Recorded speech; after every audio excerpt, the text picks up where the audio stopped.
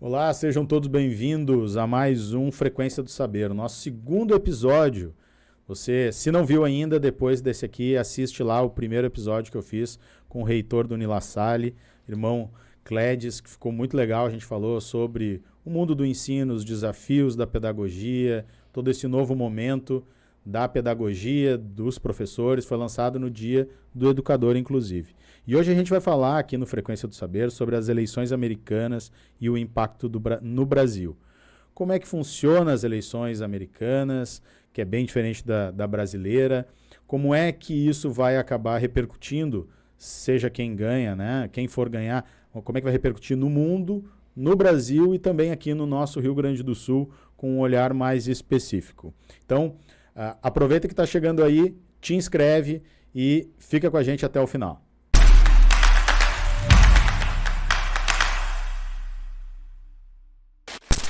E para falar com a gente sobre eleições americanas, como elas funcionam e todo o impacto no Brasil, eu recebo aqui hoje no nosso Estúdio Parque, na Avenida Farroupilha 3992, o professor Fabrício Pontin, professor de Direito e Relações Internacionais da Unila Salle e professor titular do Programa de Pós-Graduação em Educação aqui no Unila Salle também. Ele, além de graduado em Direito, possui um mestrado em Filosofia pela PUC e doutorado em Filosofia pela Universidade de Illinois. Muito bem-vindo, obrigado pela presença, que seja um papo esclarecedor. Estou muito animado de estar aqui com vocês, é um prazer. Eu acho que essa é uma iniciativa fantástica para a gente poder falar um pouquinho e trazer mais perto do pessoal também um pouco do que a gente estuda, né? Um pouquinho do que a gente vem pesquisando ali na La Salle. Perfeito. Antes da gente conversar aqui, a gente já fez um podcast, só que a gente não gravou, né? A gente falou sobre um monte de coisa. Já dava para ter gravado e era outro episódio, porque o papo estava fluindo muito bem. Muita gente olha para as eleições norte-americanas, né, dos Estados Unidos e tenta meio que reproduzir com o que acontece na sua vida, no dia a dia. Tem torcida para um lado, tem torcida para o outro, tem muito a opinião e pré-julgamento de quem é isso, quem é aquilo aqui do Brasil. E muitas vezes as pessoas não dão a mesma atenção com a política local. Às vezes acham que sabem mais sobre os candidatos da eleição norte-americana do que o para prefeito aqui, né? Eu queria começar te perguntando dessa relação, né? Por que é que o mundo todo olha tanto e por que que o brasileiro olha tanto para as eleições norte-americanas? Eu tenho aquela brincadeira que as eleições norte-americanas elas são tão importantes, elas são tão consequentes para o mundo que o mundo todo deveria poder votar nelas, né?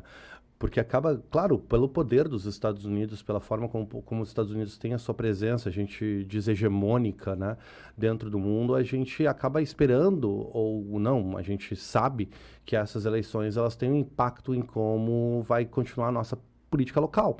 Então, sempre tem uma consequência direta numa mudança de quem está no poder nos Estados Unidos para a política local, seja no Brasil, na Argentina, na Europa, enfim, em qualquer lugar do mundo. Então, é natural, eu acredito, a gente ter essa expectativa. E eu acredito que nos últimos pleitos tem um adicional, que é o seguinte, foram campanhas extremamente disputadas e extremamente controversas, né? Até pela controvérsia ao redor da figura do Donald Trump. Acho que isso também acabou trazendo muito mais interesse para a campanha norte-americana, até porque, querendo ou não, o Donald Trump ele inaugura um modelo de político e uma estratégia de domínio político que vai ser imitada no mundo todo. Então, também por isso, eu acredito que a gente fica atento na eleição norte-americana, porque ela reflete diretamente, em primeiro lugar, no nosso dia a dia, porque a política norte-americana vai impactar no nosso dia a dia, querendo ou não, né? Mas, por outro lado, porque ela também é um modelo de política. E isso volta, na realidade, para a própria história da política norte-americana, né? O fato dos Estados Unidos ter tido a primeira eleição presidencial. A primeira eleição presidencial é americana. O modelo de eleição que nós usamos, claro, com diferenças significativas, mas a ideia de eleger um presidente, né? A ideia de eleger representantes numa eleição nacional. Isso quem quebra esse paradigma, quem inaugura esse paradigma, são os Estados Unidos. Então, desde o século XVIII, a gente tem esse horizonte eleitoral que um pouco os Estados Unidos acaba servindo como um norte, em alguma medida, para isso. Para como a gente interpreta, para como a gente vê movimentos, para como a gente vê exemplos. Então, também tem esse elemento que é um elemento histórico, né? Que também a gente acaba prestando atenção também por isso. Perfeito. Vamos falar um pouquinho sobre o modelo, então. Claro. Porque, além de ser o pioneiro, começou lá, um berço da democracia, e uma democracia que é estudada, copiada, tentando se copiar em vários lugares do mundo. Muita gente também não entende diretamente, porque muitas vezes a gente assiste depois o noticiário lá para ver quem é que ganhou, e vê, às vezes, um que teve mais voto não leva. Porque ela também, além disso, não é uma democracia de voto direto, né? Isso. Ela é indireta. Então, assim, Isso. diferente daqui, que eu posso votar no candidato A, B ou C, eu não voto diretamente em nenhum desses candidatos, né? Eu voto em alguém que vai fazer essa escolha depois por mim. É isso? Como é que funciona a eleição americana? Vamos lá, então. É difícil, né? A gente brinca que não é uma eleição, não é um modelo eleitoral onde uma pessoa é um voto. Então, por exemplo, a Hillary Clinton, em 2016, ela perde a eleição para o Trump, né? Só que ela perde a eleição tendo ganho no voto direto, no voto popular, por mais de 3 milhões de votos. Então, isso é uma coisa que chama a atenção da gente. Poxa, como é que isso é possível? Bom, isso é feito por desenho dentro dos Estados Unidos. A gente brinca que isso tem a ver com a composição do federalismo norte-americano. O que acontece? A história dos Estados Unidos ela tem a ver com a questão da independência norte-americana. Só que para que a independência norte-americana funcionasse, a gente tem diferentes partes, diferentes estados nos Estados Unidos que precisam se unir. Só que esses estados têm densidade populacional muito diferente no final do século XVIII. O que acontece? Para que esses estados sejam motivados a participar do processo de independência, da criação de uma Constituição, se desenha um modelo que garante que todos eles vão ter os seus respectivos interesses representados dentro de uma grande conferência nacional. E nessa conferência nacional se elege o presidente. Então tem uma conferência nacional aonde se elege o presidente. Nessa conferência, delegados representam os estados. E todos os delegados vão consultar a população dos seus respectivos estados sobre quem é a preferência deles para a eleição. Então, o que a população faz? Ela tem uma consulta pública, essa consulta pública vai ter um resultado direto, né? Uma pessoa, um voto. Esse resultado direto é comunicado por delegado. O delegado representa esse resultado dentro de uma conferência nacional. Só que daí ele vai representar de acordo com o número de delegados que o seu estado tem. Então, vamos dizer, Massachusetts, né, que é um estado dos Estados Unidos, vai ter 14 delegados. Virgínia vai ter 17 delegados. Eu estou pegando o número a esmo aqui, tá? Não estou dizendo que é o número certo. Essa representação permite que todos os estados sejam consultados e não apenas os mais densos. Então, na origem, a ideia do colégio eleitoral era dar a possibilidade, mas determinar que a eleição, ou pelo menos que os candidatos a presidente tivessem obrigatoriamente que falar com representantes ou com a população de todos os estados, e não apenas os estados mais densos dentro do país. E o número de delegados é proporcional à população, de acordo com o censo. Só que existe uma grande discussão com relação a como esse número é imputado, né? Quão frequentemente ele é atualizado, e isso entra dentro de uma prática que em inglês a gente chama de gerrymandering. Em português eu tendo a traduzir como redistritamento, que é uma política dos estados dos Estados Unidos. Eles fazem política de redistritamento para manter o número de delegados estáveis. Então, para que os números de delegados deles se mantenham estáveis, eles fazem essa política de redistritamento de voto, que tem a ver com como o voto é registrado, porque isso não é de acordo com a população crua do estado, é de acordo com o número de eleitores registrados.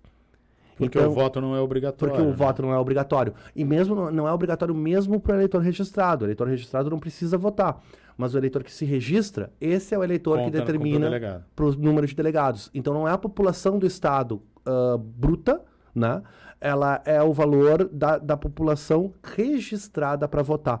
E daí essa política de registro para voto é determinada pela política estadual e muitas vezes distrital nos Estados Unidos. Então, a política de voto não satisfeita em ser só no estado, que já seria suficientemente complexo, né? Ela volta para o nível dos distritos dentro do estado. Então, imagina, seria como se a região metropolitana tivesse uma legislação eleitoral, o Vale do Caí tivesse outra, o Vale do Taquari outra. E isso iria determinar o tipo de urna que se usa, quem pode votar, como é que é o registro para votar, o documento que tu precisa utilizar para ir votar, né? E a partir desse número de eleitores registrados, daí a gente vai saber a representação daquele distrito dentro do estado e do estado dentro da federação. Mas, inclusive, o número de delegados do estado é o próprio estado que determina, ou tem daí um regramento federal? Tem um regramento federal, mas a legislação sobre como o registro é feito é no nível estadual. Então, o registro não pode ser inconstitucional. Então, o que acontece? Por exemplo, na década de 60, né, até a década de 60, os estados poderiam determinar legislações segregatórias. Então, tu tinha uma regra de registro para eleitor branco, uma regra de registro para eleitor negro. Isso, depois da década de 60, se tornou inconstitucional nos Estados Unidos. E há um embate muito grande sobre que tipo de medida de registro é ou não é legítima em nível federal. As cortes nos Estados Unidos, no nível federal, tendem a não interferir no nível dos estados. Então, isso causa uma confusão enorme para quem não está acostumado com a política norte-americana, e mesmo no contexto interno do eleitor médio norte-americano, muitas vezes ele não sabe muito bem como é o funcionamento desse sistema, porque ele é realmente muito complexo. E ele foi desenhado para ser complexo, né? Ele foi desenhado para ser complexo, e em grande medida ele foi desenhado para que o resultado das eleições desse uma representação para os estados, onde estados pequenos fossem considerados em igual consideração a estados grandes. Só que o que acontece com o tempo? Os estados grandes consolidam as suas posições ideológicas. Outros estados não. E acaba que a eleição acaba sendo, como é o caso desse ano, sobre apenas 4 ou 3 estados. Na minha opinião, na realidade, sobre 2. A eleição norte-americana esse ano é sobre só 2 estados. É sobre Geórgia e Pensilvânia. São os 2 estados que vão decidir a eleição. Geórgia foi importante na última, né? Foram os 2. Os 2 foram fundamentais nas 2 últimas. E foram nos 2 ou um deles que teve um movimento por registro muito forte por uma parcela da população. Exatamente, Geórgia. No caso, né? De Geórgia, em 2020, Geórgia bateu todos os recordes de voto para a Geórgia, e isso favoreceu muito Biden. Os republicanos aprenderam com isso. E daí aumentou o número de delegados? Não chegou a aumentar. Mas eles conseguiram levar o estado inteiro. Mas eles conseguiram levar. Não, e tu sempre leva o estado inteiro. Sim. Tu pode levar por um voto. Tu leva o estado inteiro. Mas até então ele era tradicionalmente vermelho, republicano. O que aconteceu? Mais eleitores negros votaram na Geórgia, eleitores negros tendem a votar nos democratas no sul dos Estados Unidos. Então, esses eleitores decidiram o estado de Geórgia para o Biden. Esse ano, o processo de registro em Geórgia está muito mais difícil. Então a gente já está olhando agora, porque já começou a eleição nos Estados Unidos, né? O pessoal vota por correio, o pessoal pode votar antecipadamente. Então a eleição nos Estados Unidos, ela dura um mês. Ela não é só no dia final. Tem o dia final, mas ela dura todo mês. Então as pessoas já estão votando nos Estados Unidos. E a gente está olhando o número de eleitores registrados que já estão votando. O eleitor registrado é obrigado a votar no partido pelo qual ele se registrou? Não. Então, o eleitor registrado que votou, ele te dá uma pista. Para onde é que a gente vai olhar? Qual é a demografia desse eleitor? Tá igual a 2020? Tá pior ou tá melhor? A partir disso, a gente já tem uma pista de como é que a eleição tá andando na prévia, né? Então, assim, é aberto para todo mundo que quer votar, tem os seus regramentos, mas o que acontece lá, então, em Geórgia, é que possivelmente a parcela republicana mudou um pouquinho a regra, dificultou para que esse movimento não continuasse. Exatamente. Isso acontece na história dos Estados Unidos, na democracia, muito em todos os níveis, né? Em todos os níveis. E é isso que nós chamamos de redistritamento, ok? O termo é redistritamento. Tu muda a regra do distrito. Tu muda a regra, tu muda o local da zona eleitoral.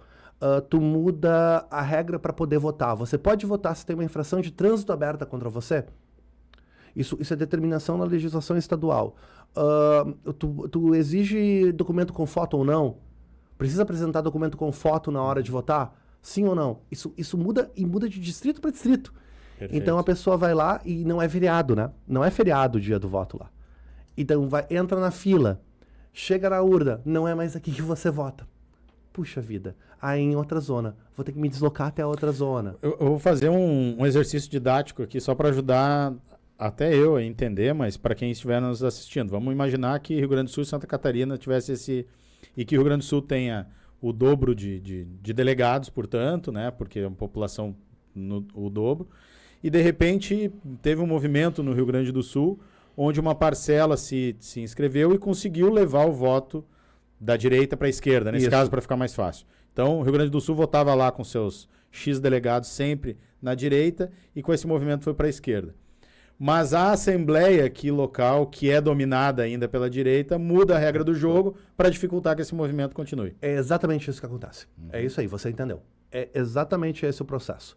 Então, esse processo, que é um processo de redistritamento, é um processo legal para todos os efeitos. Legal, claro. Tá? Ele é uma disputa política e ele envolve um pouco também o conhecimento do processo político. O que os democratas estão fazendo hoje, nesse momento, na Geórgia? Eles estão motivando os eleitores para irem votar. Eles estão dando incentivos, eles estão pensando em como levar o eleitor até a zona eleitoral com a documentação que ele precisa fazer, incentivando o voto antecipado, tentando discutir, entrar com recurso com eleitores que não podem votar porque estão com alguma infração em aberto, alguma coisa desse tipo.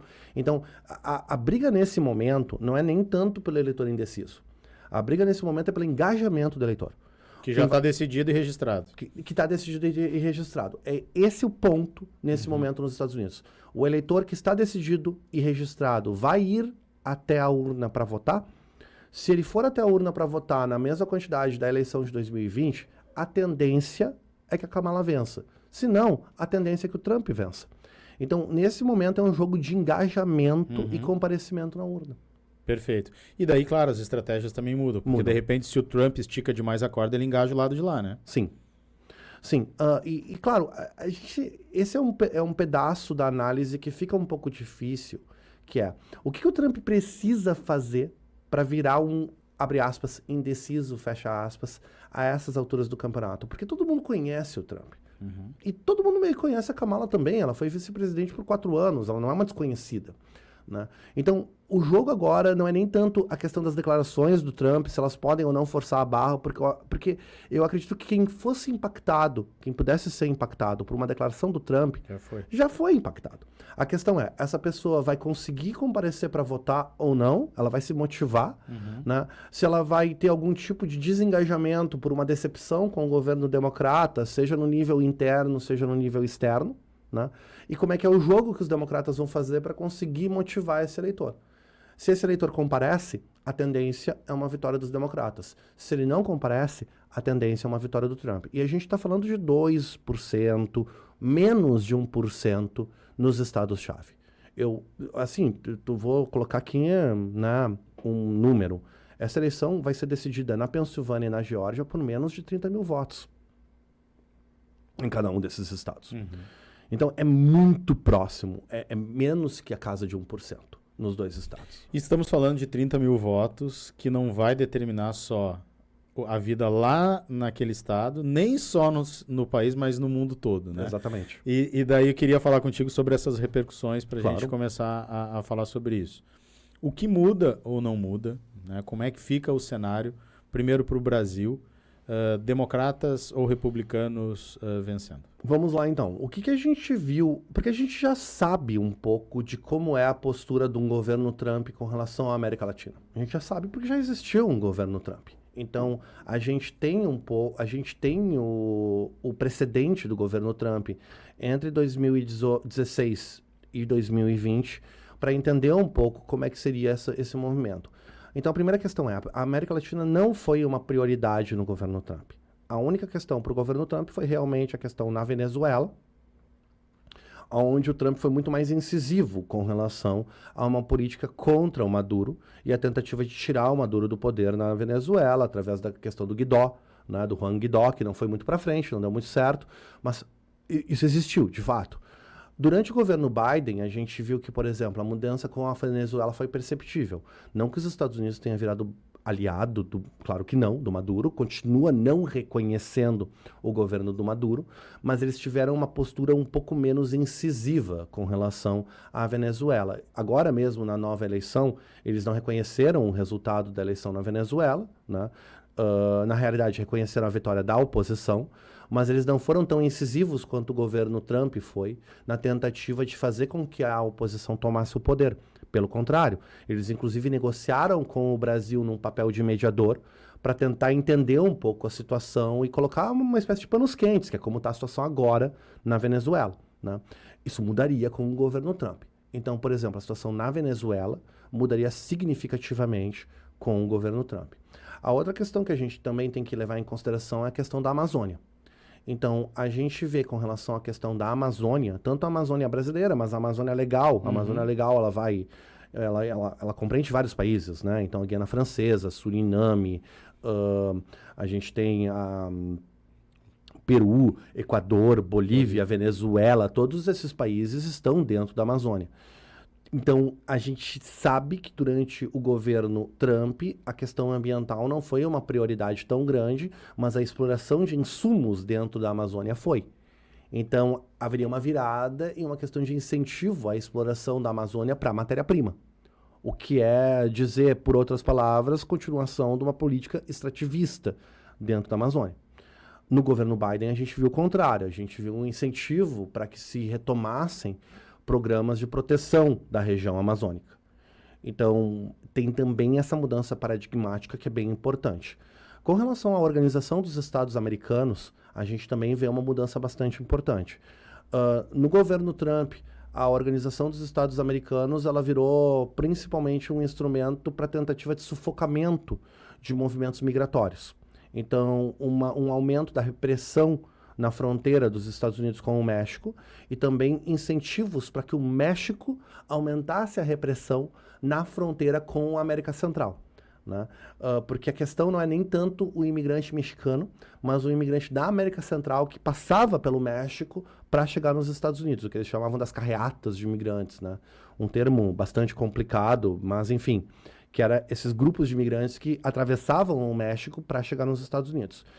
Os Estados Unidos, então, começou também a incentivar o México a fazer uma política mais de repressão na fronteira. Isso durante o governo Trump. Se o Trump voltar ao poder, a gente deve voltar a ver a OEA trabalhando muito forte, então, no sufocamento desses movimentos migratórios. O Biden teve uma política de imigração mais aberta? Não. Historicamente, ele é provavelmente o presidente democrata mais agressivo na política de fronteira que a gente já viu. Tá? Então, a política de fronteira nos Estados Unidos nos últimos 10 anos, ela voltou para trás uns 40. Então, os Estados Unidos que vinha numa tendência de uma política de fronteira um pouquinho mais... eu não quero usar a palavra liberal, mas um pouco mais alinhada com o que as Nações Unidas espera, de aumento de refugiados, aumento de entrada, flexibilização de regras de entrada, diminuição de deportação.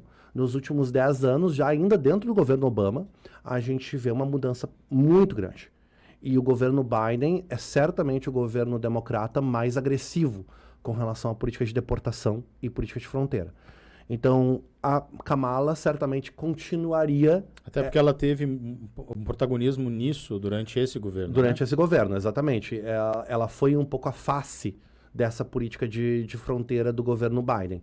E, mais uma vez, os republicanos atacam ela por não ter sido suficientemente dura nesse front, né? Mas, do ponto de vista político, esse governo democrata é certamente o governo democrata que conduziu a política de fronteira mais dura que um governo democrata no pós-guerra, pós-48, eu estou falando aqui, já conduziu nos Estados Unidos. Provavelmente um governo Kamala continuaria nessa tendência. Talvez com algumas questões internas, mas daí não afetaria tanto a América Latina.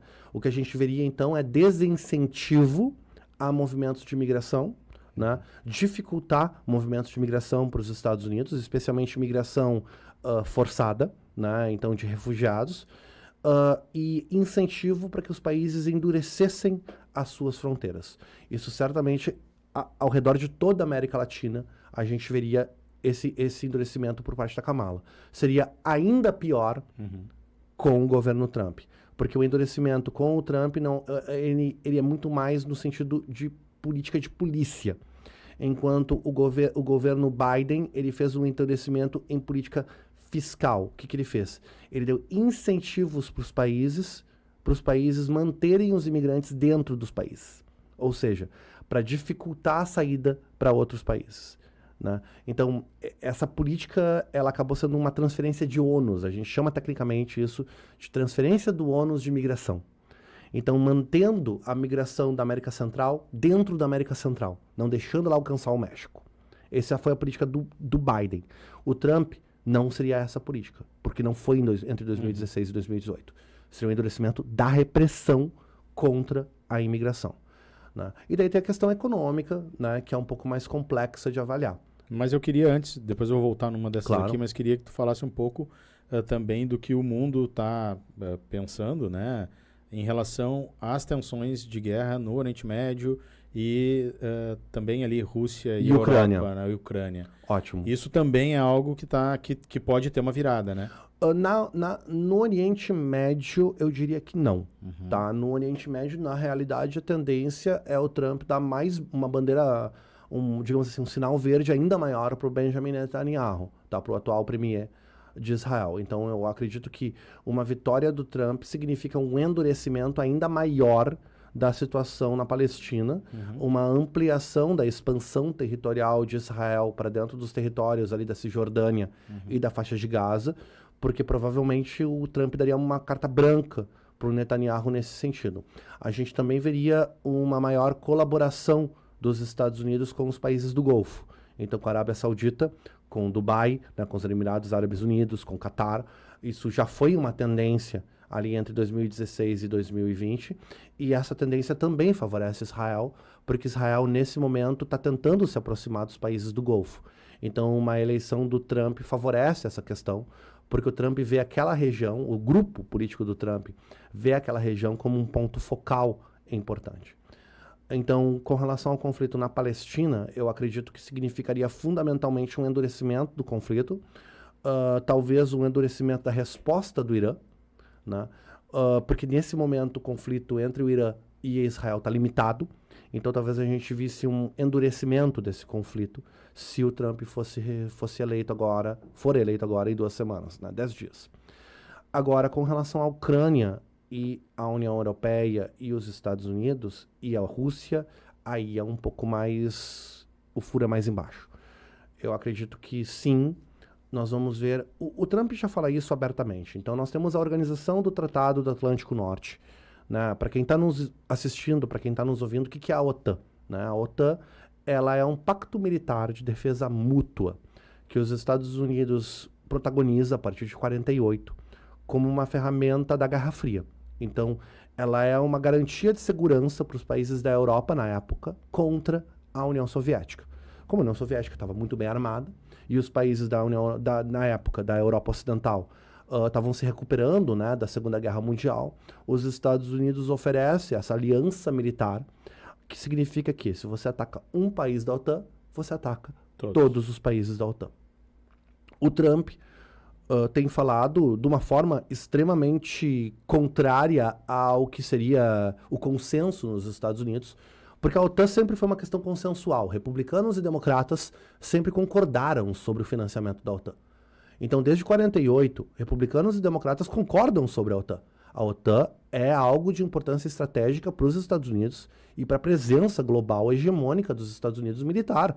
Então, sempre se concordou que os Estados Unidos fosse o principal financiador da OTAN dentro da política norte-americana. O Trump muda isso.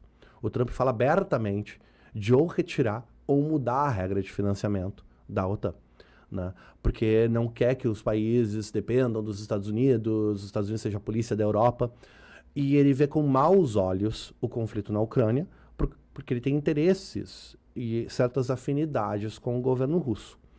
Então, há uma tendência muito grande da Ucrânia reparar de receber tantos armamentos, né, e tantos incentivos do governo norte-americano pela via da OTAN, se o Trump for eleito, né? Não é bem reeleito, mas se ele voltar ao poder. Então, a tendência no conflito na Ucrânia é do enfraquecimento do conflito, no enfraquecimento do conflito não, mas um enfraquecimento da posição da Ucrânia se o Trump for eleito. Se a Kamala for eleita, a tendência é a continuação da situação como ela está, né? Essa espécie de situação de meio que está parado, né? É um conflito meio parado, dentro da Europa. Então, a tendência com a Kamala é que o conflito continue como está.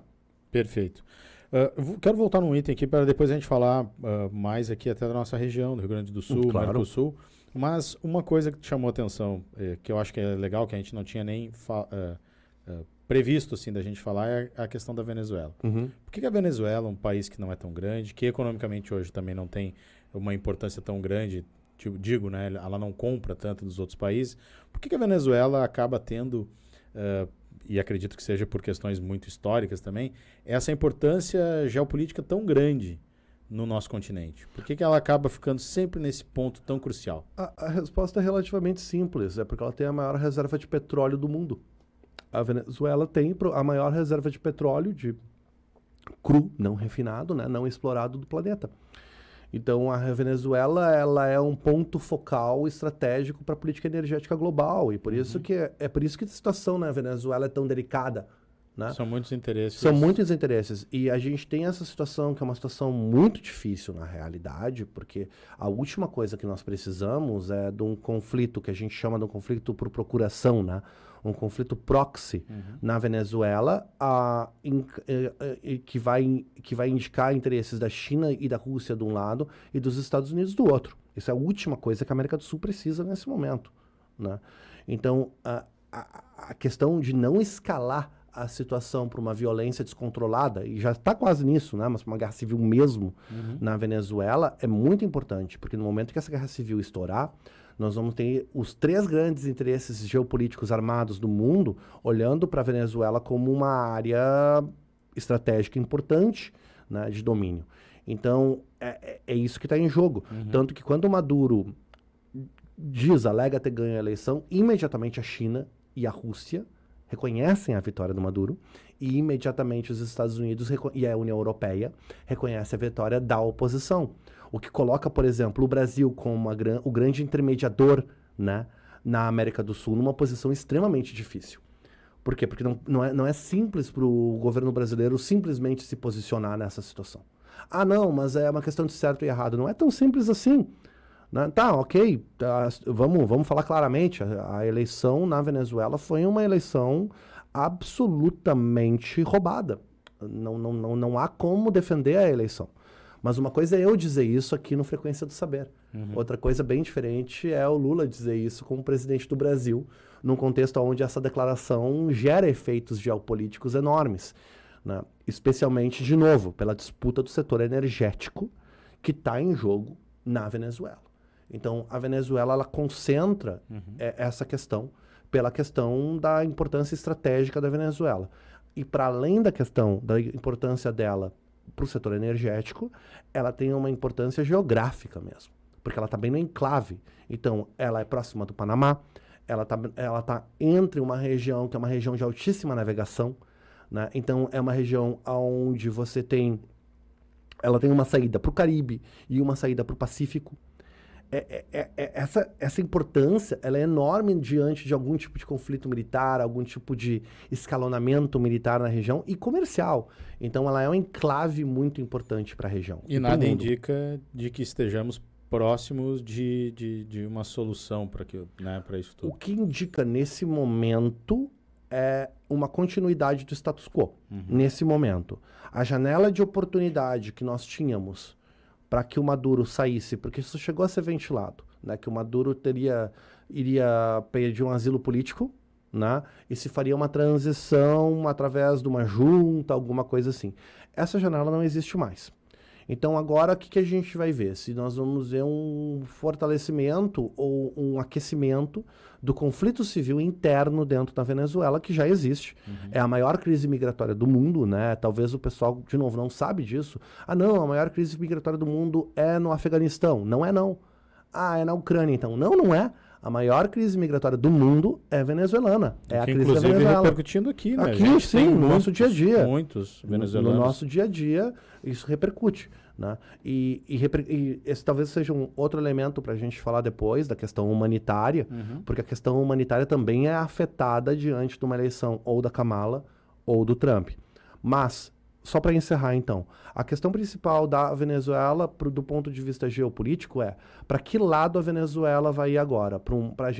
O governo Maduro vai continuar desintegrando, e daí daqui a 3 anos tem uma nova, abre aspas, eleição, fecha aspas, e é uma oportunidade para uma transição sem guerra aberta, ou vai ter uma guerra civil interna novamente dentro da Venezuela, e daí a partir desse movimento de conflito civil aberto, pode ter mais uma janela de oportunidade para uma queda.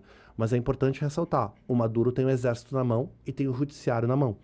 Então não é fácil, né, uma queda do Maduro. Uma queda do Maduro passa necessariamente pela negociação com o judiciário venezuelano e com o exército venezuelano. Tem amigos poderosos. Né? Sim, ele fez isso muito bem. Né? A questão de equipar todos os setores da sociedade venezuelana que tem poder de fogo. E para a gente trazer agora para nossa aldeia aqui, Rio Grande do Sul, Mercosul, como é que é o impacto, como é que pode ser o impacto da eleição norte-americana ficando com democratas ou republicanos? Vamos lá, com democratas uma continuidade do que nós estamos vendo. Então o que a gente está vendo? A gente está vendo, nós estamos num momento de transição da política comercial global. A política comercial global que a partir da década de 90, para a nossa geração, né, a gente ouvia falar muito da OMC, da Organização Mundial do Comércio, dos tratados de livre comércio. Essa era, a era do livre comércio, a era dos grandes tratados de comércio, parece estar entrando no final, independentemente de uma eleição do Trump ou da Kamala. Embora a gente tenha visto durante o governo Biden uma tentativa de retomar os acordos comerciais internacionais, uma interdependência comercial internacional, a gente também viu uma tendência dos mercados continuarem olhando para dentro, né, e um pouco de ceticismo com relação ao comércio internacional. Então isso é uma tendência atual. Agora, um governo Trump, o que significaria com relação a isso? Primeiro, eu acredito que o governo Trump teria na Argentina, no governo Milei, um grande parceiro. Um grande parceiro, sobretudo, pela presença do Elon Musk, né? Então, o Elon Musk, o bilionário, dono da Tesla, né? Que explora principalmente o setor espacial e o setor elétrico, né? De carros elétricos, ele tem um interesse direto na Argentina. Por quê? Porque a Argentina é um dos maiores produtores de lítio no mundo. E lítio é essencial para a produção de carros elétricos. Então, o Musk está muito próximo do Trump.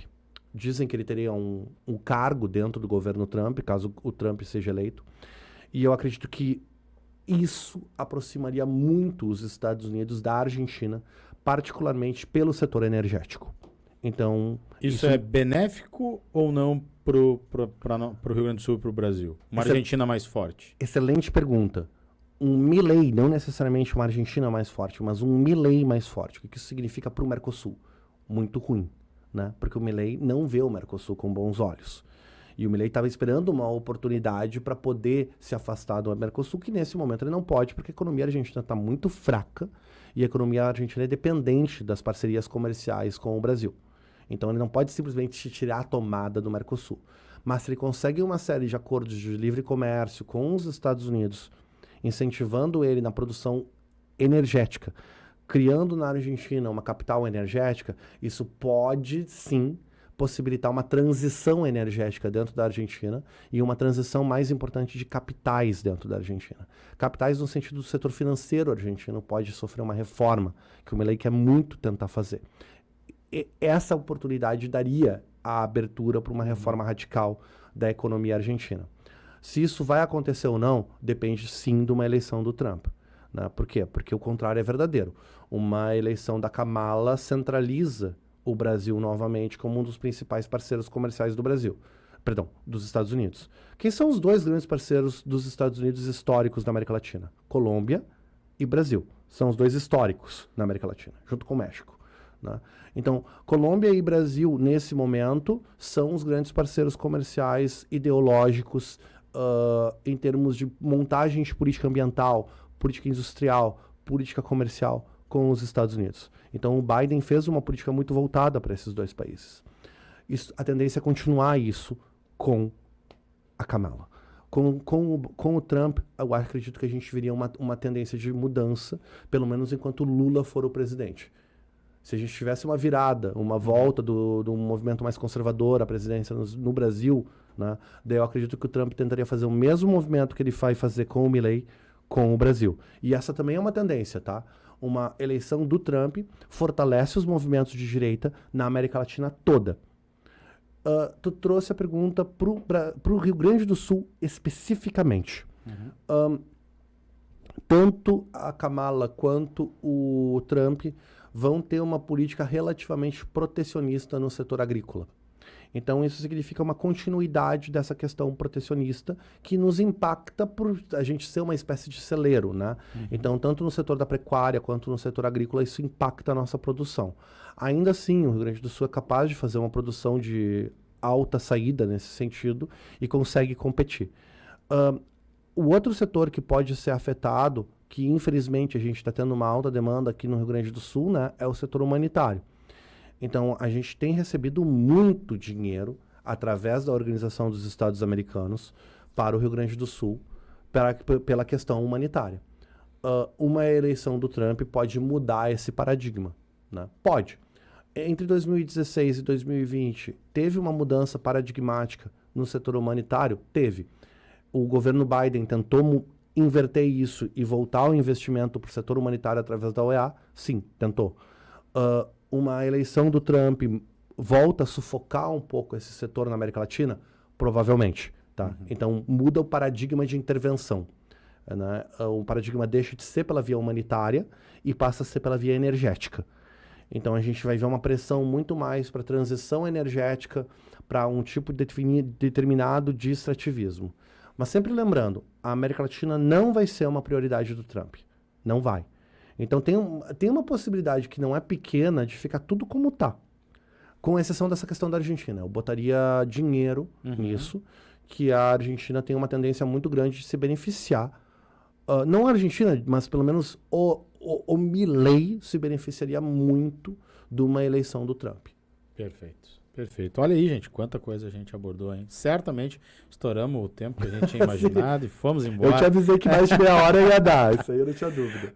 Professor Fabrício Pontin, quero te agradecer muito aqui a presença no Frequência do Saber. Foi um prazer. Acho que a gente, principalmente passando agora e provavelmente dando um tempo, a gente pode voltar a conversar, porque tem muitos ângulos, vieses e muitas pontas aí que a gente pode continuar conversando sobre isso e já daí, de repente, analisando as repercussões do resultado da eleição. Exatamente. E lembrando para todo mundo, pessoal, essa é uma eleição que é 50% contra 50% de chance. Não tem como apostar quem vai ganhar. Não tem favorito mesmo. É uma situação bastante única. Não dá para dizer que alguém é favorito. Qualquer resultado nessa eleição, daqui a 10 dias, é bastante factível. Mas uma coisa eu já posso te dizer agora. A Kamala vai ganhar no voto direto. Isso a gente não tem nenhuma dúvida. A Kamala vai ganhar no voto direto. Mas talvez ela perca de forma extremamente decisiva nos delegados. Né? E estaria dentro do jogo. Né? Então, aí esperar isso e ver como é que vai ser daqui a 10 dias. Perfeito. Obrigado. A você que esteve aqui com a gente durante esse tempo. Aproveita que passou, te inscreve no canal. Clica no sininho aí, porque daí todo conteúdo novo tu recebe uma notificação. E aproveita para ver o primeiro episódio, se de repente a hora que tu tá vendo já tem o terceiro, o quarto, o quinto. Já assiste a playlist toda aí no Frequência do Saber, esse podcast feito em colaboração, em coprodução do Grupo Otimoneiro e Unilassalle. Obrigado. Valeu, gente. Até a próxima. Tchau.